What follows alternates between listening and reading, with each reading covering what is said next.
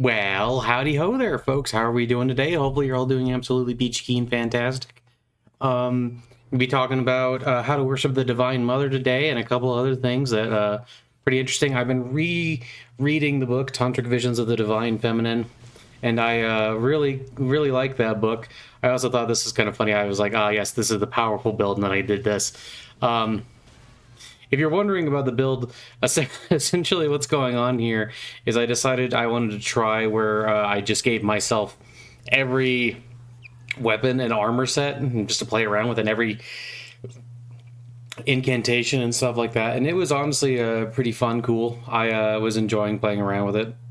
Anyway, now that's out of the way, I wanted to talk a little bit about Tantric Visions of the Divine Feminine, and specifically worship of the goddess. Now, you see, in Tantra, there's a lot of ritualized worship, and the ritualized worship partially takes place so that you can recognize God within yourself and also identify like different parts of yourself with God. And it basically becomes almost like this form of like self-worship in a certain sense. It's actually pretty interesting way to go about it. Is well, specifically in non-dual Tantra, which is the Tantra I'm the most interested in, most familiar with. And one of the things that you end up doing that I was thinking about, and I thought it was very important that I kind of mention this because, I talk a lot about like the philosophy behind different things, but not necessarily always the practice. And sometimes I think it's a good idea to talk a little bit about the practice and kind of try to give you some examples and some of the cool stuff that we can do in these traditions and how some of these traditions help us. And I would state right before I get right into it that, of course, no ritual is required for enlightenment, or no ritual is required to get close to God.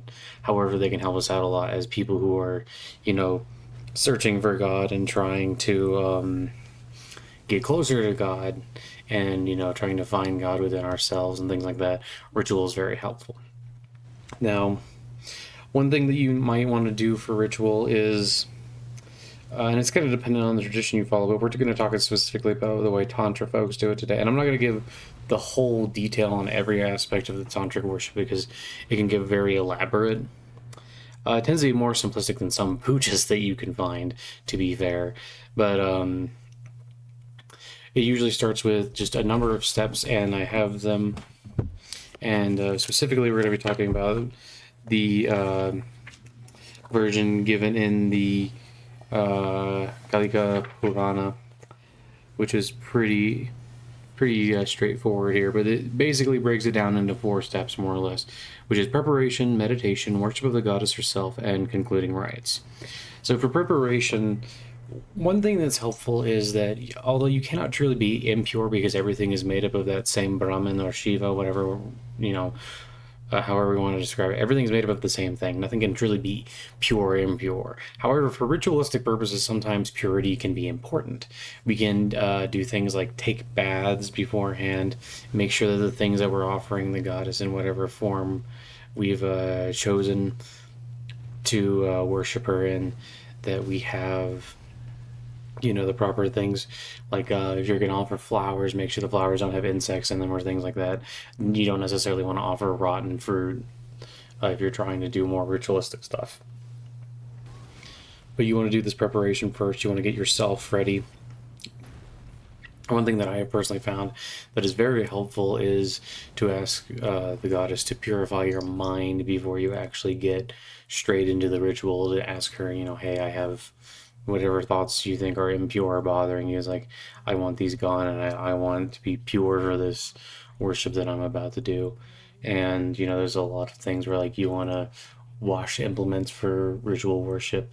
For instance, if you have candle holders, it's good to wash them out occasionally, or maybe make it a ritual and do it right before you start worship. Make sure that you're clean, because that can help, like with keeping the idea of purity within your mind and keeping the idea of focusing on the goddess within your mind by bathing and then getting more into that particular thing. And another thing that you can do is you can, oh, I did a little mix up in the video, but that's fine. We can wave more than once. It's not a big deal. But another thing that you can do is you can kind of just say a little prayer before you even actually go down to do the ritual prayer, just like, oh goddess, purify my mind. Oh MaKali, purify my mind. Oh MaKali, purify my heart. Oh MaKali, purify my words. Let me speak good words, and let me have good thoughts. Let me do good actions. Simple things like that can really help out. In terms of preparation, another thing that comes up is preparation of the ritual space. Now, you can worship Ma anywhere, and you can do all kinds of different things in terms of rituals. But one thing that is usually helpful is to have a bit of solitude, to have a space where it can be quiet if you can. Um, and you don't necessarily need solitude, but like if there's people around with you, they should also be participating somehow, or they should at the very least not be a distraction. Not being a distraction is the main thing, because we're trying to make our mind singly focused on the goddess.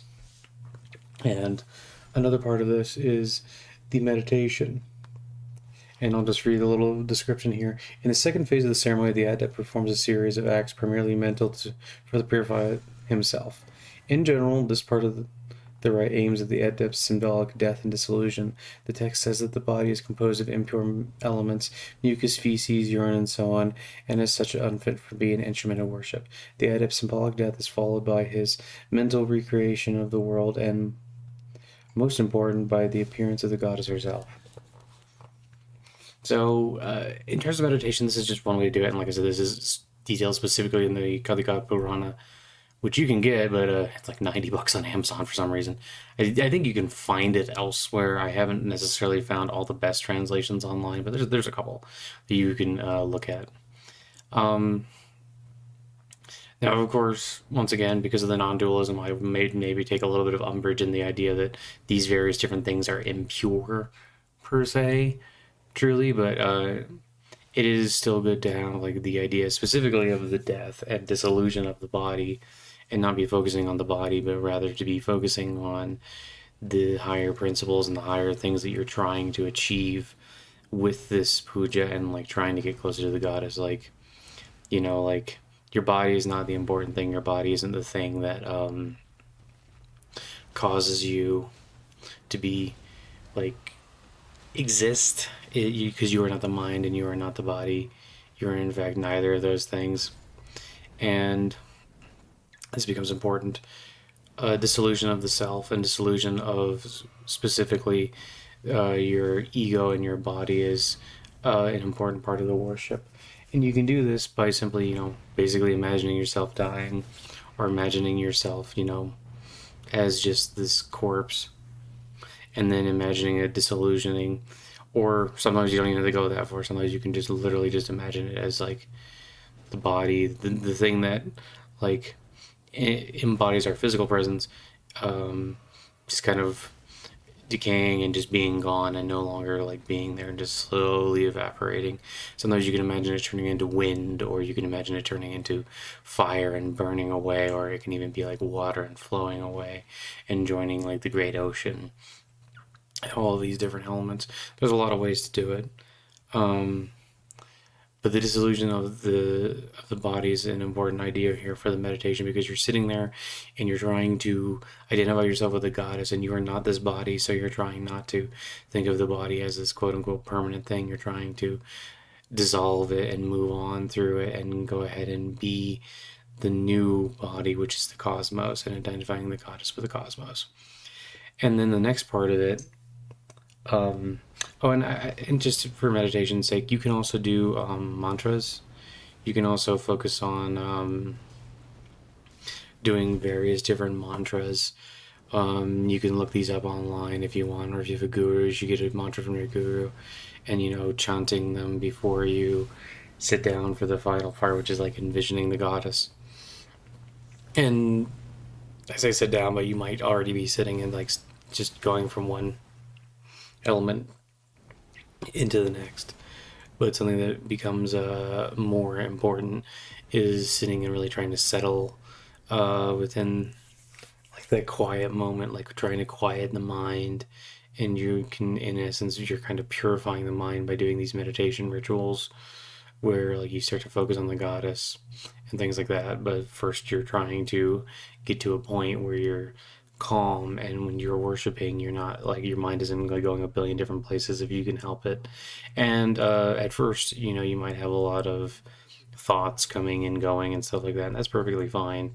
It's very standard in starting out, and you might want to refresh and do more meditation. And of course, how long you meditate is not exactly a strict stated goal per se, but I generally find that at least 10 minutes or so before, if you can, just sitting there is really really helpful to get yourself in the right mental space to do the next part and to really go through and worship properly and try to focus on the goddess.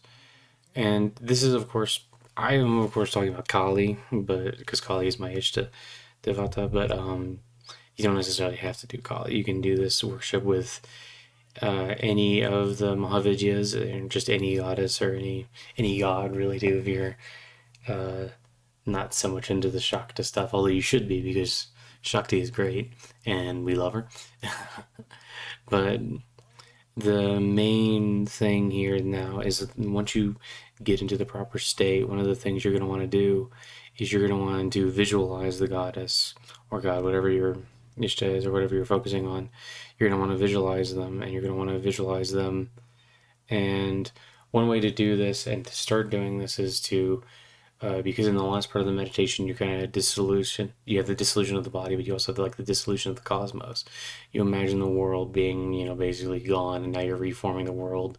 And one good visualization for this is before the world even really forms, you imagine a great throne, and you imagine whatever your chosen deity is sitting on the throne, usually smiling, but maybe you can imagine them as wrathful if you so choose, depending on what exactly you're going for. I usually imagine her smiling, and she becomes the center of the world, and then the world slowly forms up around her.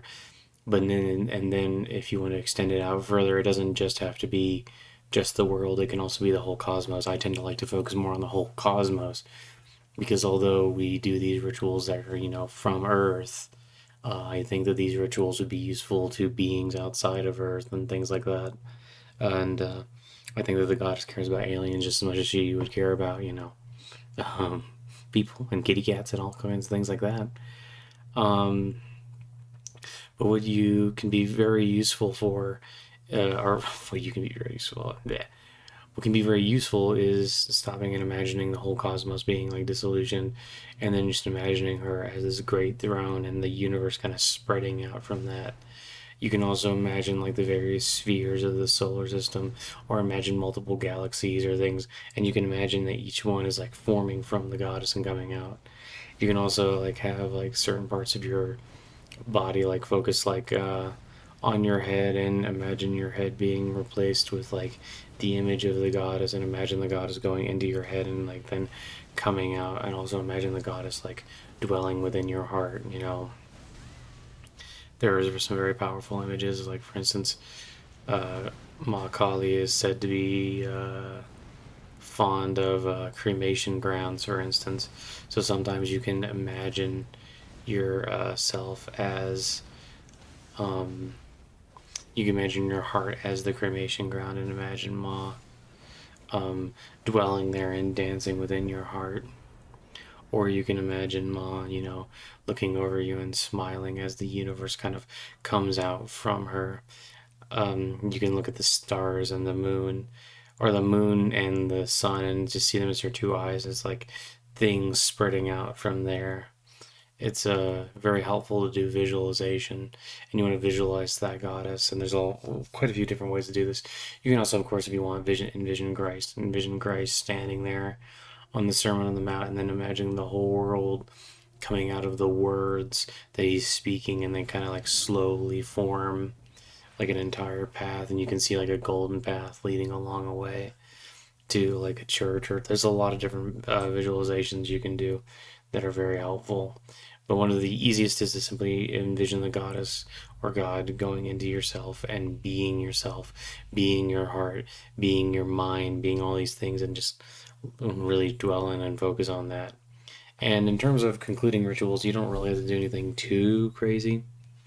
Um, but you can also do things like you can, if you have a mandala, you can use that. If you want, you can draw like a mandala on the ground, depending on where exactly you're worshiping. Um, I have a little yantra necklace that I like to focus on for a bit and imagine that as the physical manifestation of the goddess, but also imagine the little statues I have as physical manifestations of the goddess. Um, and for conclusion, I tend to just do a simple mantra, and then bow to the goddess and bow to the goddess externally, but also bow to the goddess within myself.